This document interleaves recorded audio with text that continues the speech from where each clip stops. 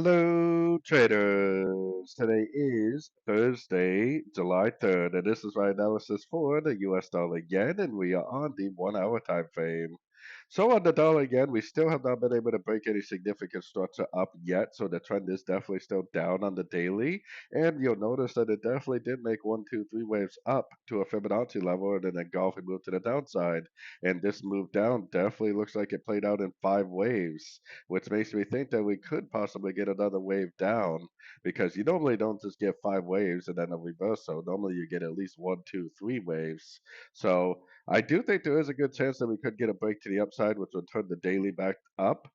And today is non-farm payroll, so a lot of the times you do get some pretty big volatility around that news.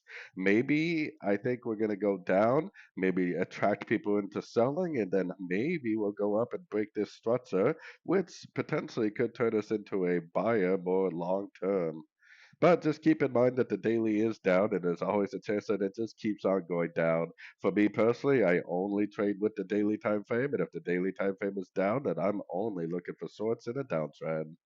So, anyways, don't forget to check out my free Discord channel linked down here in the corner, and also take a look at my website, fxpipcollector.com. And as always, thank you for watching and happy trading.